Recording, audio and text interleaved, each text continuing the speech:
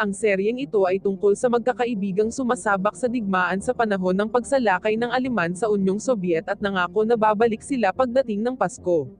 Nagsisimula ang serye sa magkapatid na sina William at Friedhelm na nagpaalam sa kanilang mga magulang habang sila ay inatasan na maglingkod sa militar ng Aleman noong World War II. Aalis sila bukas. Pagkatapos ay pumunta sila sa bar para makipagkita sa kanilang mga kaibigan. Maaaring ito na ang huling pagkakataon na magkikita sila. Buong pagmamalaki na ibinahagi ni Charlotte kay Greta na nakapasa na siya sa kanyang pagsusulit para maging isang military nurse. Ito ang kanyang hilig. Magkayakap sila at naghanda si Greta ng pagkain. Tinukso niya si Charlotte na ipahayag ang kanyang damdamin kay William dahil ang kanilang bansa ay nasa digmaan at anumang bagay ay maaaring mangyari.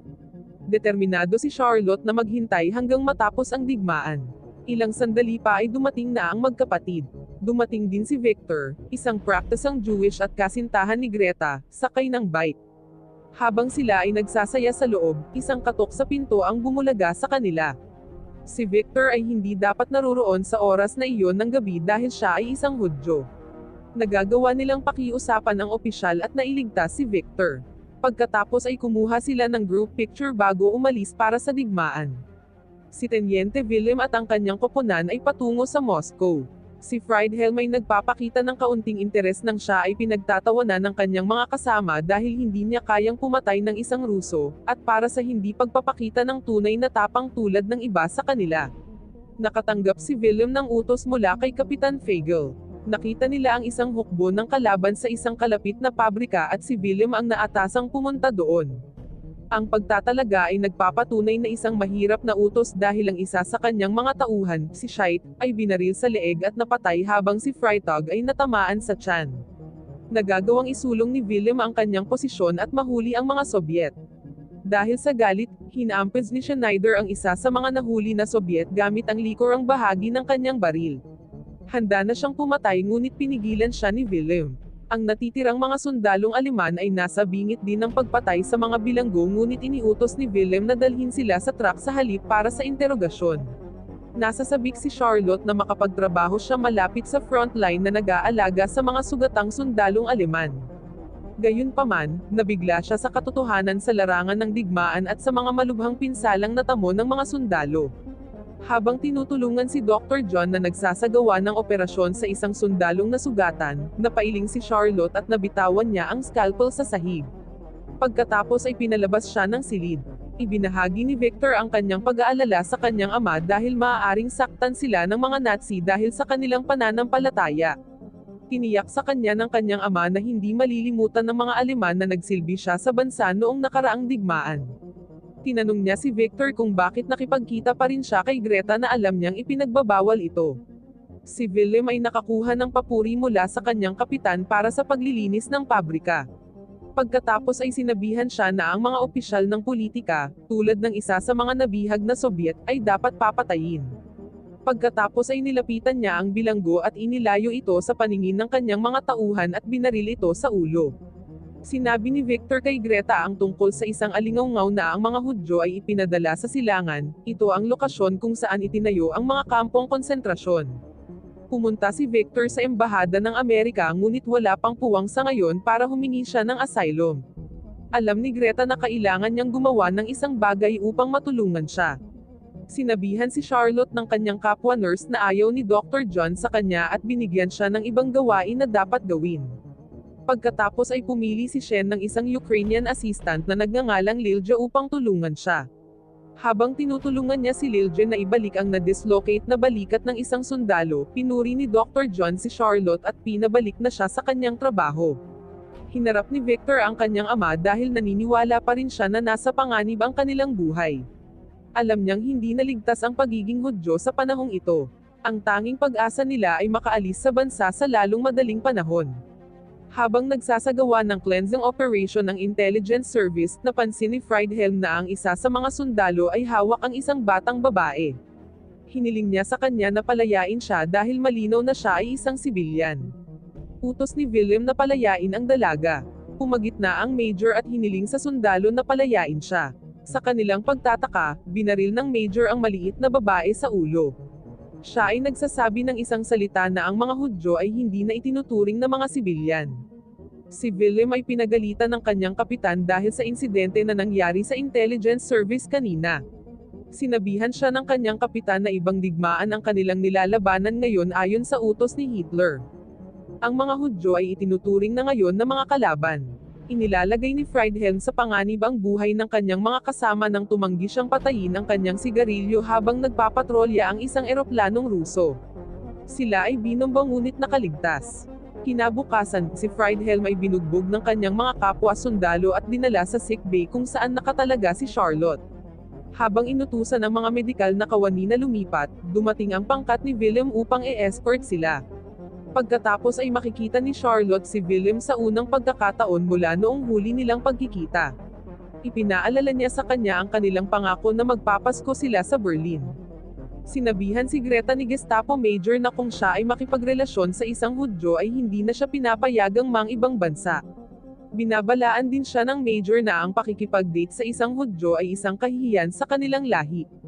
Sinabi ng babae sa kanya na nakipagbakbakan siya kay Willem kahit hindi pa sila kasal. Nang umalis ang Major, nakita siya ni Victor. Pagkatapos ay hinarap niya si Greta ngunit tumanggi itong humingi ng tawad dahil naniniwala siya na ang ginagawa niya ay para sa kanilang ikabubuti. Para maisulong niya ang kanyang singing career at makaalis siya ng bansa. Ang koponan ni Willem ay patungo sa Moscow nang ang isa sa kanila ay nakatapak ng isang landmine habang tumatawid sa isang latian.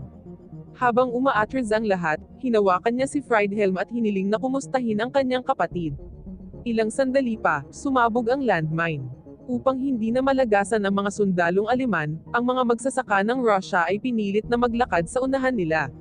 Nag-aalala si Charlotte na baka nagnanakaw si Lilje ng morphine. Sa tulong ng kanyang kaibigang si Hildegard, pumasok siya sa kanyang locker at tinitingnan ang kanyang mga gamit. Doon, nakita niya ang isang larawan ng kanyang pamilya at isang menorah. Ang menorah ay isang pangunahing sagisag ng mga Hudyo. Siya ay isang Hudyo at isa ring doktor. Nakatanggap si Greta ng magandang balita na handa na ang mga dokumento ni Victor. Tinitiyak niya sa kanya na sa pamamagitan ng paggamit ng ibang pangalan at lumabas sa bansa para magtrabaho sa isang kumpanya ng kemikal para sila ay makaalis. Ang koponan ni Willem ay hindi makakuha ng lupa patungo sa Moscow dahil sila ay kulang sa kagamitan para sa malupit na taglamig. Sa wakas ay inamin ng ama ni Victor na tama si Victor. Ibinigay sa kanya ng kanyang ina ang pasaporte na sinigurado ni Greta para sa kanya. Kailangan niyang umalis kaagad. Napagtanto na ngayon ni Victor na tinulungan siya ni Greta upang panatilihing ligtas siya. Si Victor ay papunta sa istasyon ngunit bago siya dumating, siya ay naaresto. Lumalabas na ang Major na nagkukunwaring nagproseso ng mga dokumento para sa kanya ay nasa likod pala ng kanyang pag-aresto. Binalaan ni Charlotte si Lilje na umalis kaagad. Bago siya makapag-react, nagpakita ang mga opisyal ng Aleman at inaresto siya. Nakonsensya si Charlotte dito. Nagboluntaryo si Friedhelm na kumuha ng pagkain para sa kanila. Mahigit 3 oras na ang lumipas ngunit hindi pa rin siya bumabalik. Nagsisimula ng mag-alala si Willem tungkol sa kanyang kapatid. Siya ay hinabol ng mga Sobyet. Makalipas ang ilang sandali, umatras si Friedhelm at binalaan ang mga Aleman na darating ang mga Sobyet. Bumaba siya. Nalungkot si Willem nang makitang pinagbabaril ang kanyang nakababatang kapatid. Hindi siya sigurado kung patay na siya o sugatan. Nakaligtas si Friedhelm sa pag-atake at muling nakasama ang koponan. Si Charlotte ay nag-aalaga ng mga kritikal na pasyente kabilang ang isang sundalong Ruso. Hiniling niya kay Dr. John na suriin ang Russian ngunit may kakulangan sa morphine, at binibigyan niya ng prioridad ang ibang mga pasyente. Hinihiling niya sa kanya na buksan ang radyo.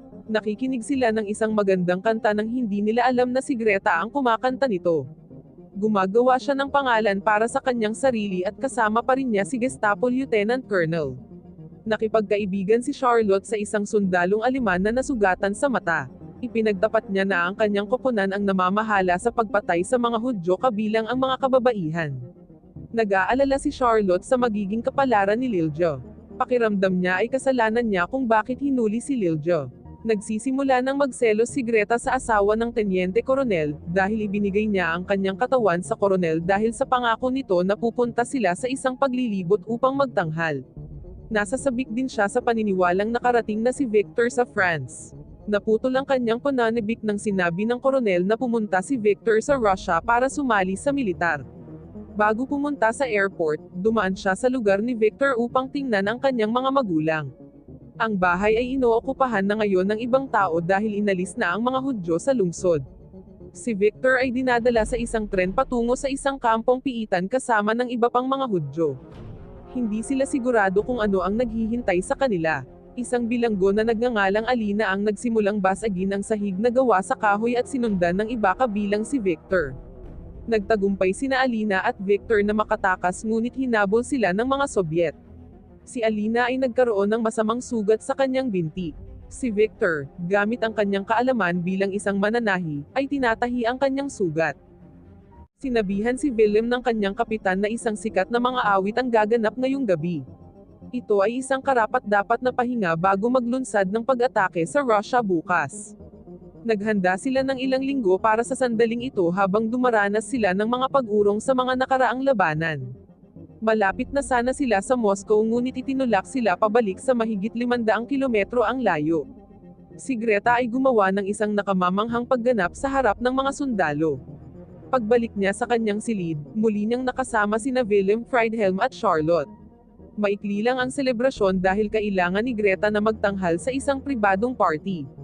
Sinabi ni Willem na kailangan din niyang umalis. Naiinis si Charlotte kay Willem kung bakit hindi siya masaya na makita siya. Hinarap ni Friedhelm ang kanyang kapatid sa paraan ng pakikitungo niya kay Charlotte. Ipinaliwanag niya na hindi niya nais na panatilihing umaasa ang kanyang minamahal dahil alam niya kung gaano kapanganib ang kanyang trabaho. Ipinaalam ni Willem sa kanyang koponan na sila ay aalis at aatake na. Hindi nila itutuloy ang kanilang paunang plano dahil nawala ang elemento ng sorpresa. Alam ng mga Sobyet na malapit nang sumalakay ang mga Aleman. Naganap ang labanan at ang mga Aleman ay nawalan ng maraming tauhan. Ang isang tangke ay pagkatapos ay ginagamit ng mga Sobyet upang madaig ang mga mas mahinang puwersang Aleman. Inutusan ni Willem ang kanyang mga tauhan na umatras. Humihingi siya ng reinforcement para magkaroon sila ng sapat na tauhan para isulong ang kanilang posisyon ngunit tinanggihan ang kahilingan. Kinabukasan, halos maubos ang buong koponan ni Willem. Ang masama pa nito, papunta sa kanila ang isang rocket-propelled grenade launcher na nagpabagsak sa kanya dahilan para mawalan siya ng malay. Si Friedhelm ay walang nagawa sa labanan. Ang digmaan ay palaging laban sa kanyang mga prinsipyo sa moral. Sigurado siyang namatay ang kapatid niya. Napanatili ni Willem ang kamalayan. Sa halip na magulat pabalik sa kampo, pumasok siya sa isang nasira na tangke at pagkatapos ay nakita niya ang kanyang sarili sa isang cabin. Samantala, si Friedhelm ay nagsusuot ng unipormeng Sobyet upang mabuhay. Nagkamali siya sa planong iyon habang siya ay binaril ng isang sundalong Aleman. Isinugod siya sa medical facility. Nakiusap si Charlotte kay Dr. John na iligtas siya. Nakahinga ng maluwag si Charlotte nang magising si Friedhelm. Sinabi niya kay Charlotte na namatay si Willem. Sa sandaling gumaling siya, pinauwi si Friedhelm kasama si Greta. Nagsimula si Charlotte ng isang relasyon kay Dr. John. Ang ama ni Friedhelm ay hindi natutuwa na makita ang kanyang anak na sa tingin niya ay mahina at hindi sapat na lalaki, kaya nagpasya siyang bumalik sa digmaan. Samantala, bumalik si Greta sa bar na dati niyang pinagtatrabahuin. Isang grupo ng mga sundalo ang hindi gumagalang sa kanya. Sinabihan niya sila ng masakit na salita sa pamamagitan ng pagsasabi sa kanila na hindi nila mahuhuli si Victor. Desperado si Greta na makuha ang tenyente koronel nang malaman niyang buntis siya. Tinatawagan niya ang koronel sa kanyang tirahan at ang tawag ay sinagot ng kanyang asawa. Pinagalitan siya ng tenyente koronel at siya ay inaresto dahil sa pahayag na ginawa niya sa bar tungkol sa digmaan. Sinabi niya sa kanya na siya ay buntis na umaasang tatanggapin niya ito, ngunit binugbog siya ng koronel. Sina Victor at Alina ay sumali sa isang grupo ng mga partidong Polish. Itinanggi ni Victor na siya ay isang Hudyo dahil galit sila sa mga Hudyo. Sa halip na tulungan si Victor, nagpasya silang bihagin siya at humingi ng pabuya mula sa mga Aleman. Si Victor ay ginagamit nila bilang pang-aakit ng mga partidong Polish. Nakatali siya sa isang puno para akitin ang mga sundalong Aleman. Pagkatapos ay pinapatay sila at kinukuha ang kanilang mga gamit. Ang hatol na kamatayan kay Willem ay binasura ng korte. Ang sarhento na in charge sa paghawak sa mga nagkasala ay sadista at gustong bugbugin sila sa tuwing hindi sinunod ang kanyang utos. Sa isang pagkakataon, inutusan si William na sunugin ang isang kubo kahit na nasa loob pa ang mga sibilyang Ruso. Nalaman ng mga partidong Polish na hahanapin sila ng mga Aleman bukas. Naglagay sila ng bitag sa pamamagitan ng pagsusuot ng mga unipormeng Aleman. Ginabayan ni Victor ang sasakyang militar na minamaneho ni Friedhelm kung saan nagtatago ang iba pang partisan. Pagkatapos ay tinambangan nila ang sasakyan at pinatay ang karamihan sa mga sundalong Aleman. Nakaligtas si Friedhelm at nalaman niyang buhay ang kanyang kapatid. Hinarap ni Hildegard si Charlotte para sa lihim na pagtulong sa isang sugatang sundalong Ruso. Naniniwala siya na kapag natalo ang Germany sa digmaan, hindi sila trituhin ng mga Ruso sa parehong paraan. Ibinigay ni Dr. John ang isang liham ng paglipat kay Charlotte pabalik sa Germany. Gusto ni Hildegard na isumbong siya sa ginawa niya sa mga sundalo. Pumunta siya upang harapin si Hildegard sa labas. Doon, nakita niyang buhay si Wilhelm. Si Charlotte ay nalulula sa mga emosyon habang iniisip na siya ay patay na. Nananatili si Greta sa bilangguan at nakikibahagi sa isang selda sa isa pang bilanggo na nagngangalang Erika. Pinaniwalaan niya si Greta at ang kanyang kanta bilang responsable sa kanyang pagkikita sa kanyang asawa. Pagkatapos ay dadalhin siya upang patayin. Masakit ito para kay Greta dahil alam niyang siya na ang susunod sa linya. Siya ay pinapatay sa pamamagitan ng isang firing squad. Habang nasa isang gubat, narinig ni Wilhelm at ng iba pang nagkasala ang isang malakas na anunsyo na ang mga Ruso ay nanalo sa digmaan. Hinikayat silang sumuko at tinitiyak na hindi sila masaktan. Isang sundalo ang sumuko habang ang iba ay hindi. Ang mga partidong Polish ay naghahanda upang tambangan ang isang tren na nagdadala ng pagkain at iba pang mga supply. Sa sandaling ito ay huminto, nagpaputok sila ng kanilang mga armas sa layuning patayin ang lahat ng mga tauhan kabilang ang mga gwardya. Pinabayaan nila ang kanilang pagbabantay sa pag-aakalang napatay na nila ang mga gwardya ng tren. Ang isa ay namamahala upang mabuhay at pumatay ng dalawa sa mga partisan. Nagboluntaryo si Victor na tumakbo patungo sa tren upang akitin ang bumaril. Tinamaan siya sa leeg ngunit nakaligtas at napatay nila ang bumaril. Nahuli nila si Victor na tinutulungan ang mga bilanggo na Hudyo na makalabas sa tren. Alam na ngayon ng pinuno na siya ay isang Hudyo at si Victor ay pinatalsik sa grupo. Nadatnan niya si Friedhelm na humiling sa kanya na tumakas ngunit may ilang katanungan si Victor na kailangang masagot. Gusto niyang malaman kung ano ang nangyari sa kanyang mga magulang at kay Greta. Sinabi sa kanya na si Greta ay naaresto. Isang German officer ang pumunta sa likod ni Victor at itinutok ang baril sa kanyang ulo. Pinatay ni Friedhelm ang opisyal. Sa pasilidad ng medikal, sinabihan silang tumakas dahil 500 metro lamang ang layo ng mga Ruso. Hinahanap ni Charlotte si Sonia, ang Russian nurse na naging kaibigan niya. Nang mabigo siyang makita, nagpasya siyang umalis ngunit nakaalis na ang lahat. Muli niyang nakasama si Sonia hanggang sa dumating ang mga Ruso. Si Sonia ay pinatay habang si Charlotte ay ginawang bihag. Napuno na si Wilhelm sa mga pang-aabuso mula sa sarhento. Kinukuha niya ang mga bagay sa kanyang sariling mga kamay at sinasaksak siya hanggang sa mamatay. Tinulungan siya ng isa pang sundalo na itapon ang katawan ng opisyal. Si Friedhelm at ang kanyang mga kasama ay nakatagpo ng isang hukbo ng mga sundalong Ruso. Sinabihan silang sumuko dahil tapos na ang digmaan. Pinili ni Friedhelm na lumaban at napatay siya sa proseso. Bumalik si Victor sa kanilang bahay at nalaman niyang wala na ang kanyang mga magulang. Isa pang pamilya ang nagmamay-ari ng kanilang lugar ngayon. Pumunta siya sa bahay ni Greta at nakita niyang sumikat si Greta, sa paraang gusto niya noon pa man. Pagkatapos ay lumapit siya sa tenyente koronel na nasa posisyon pa rin sa kabila ng pagiging isang Nazi. Sinabi niya kay Victor na patay na si Greta.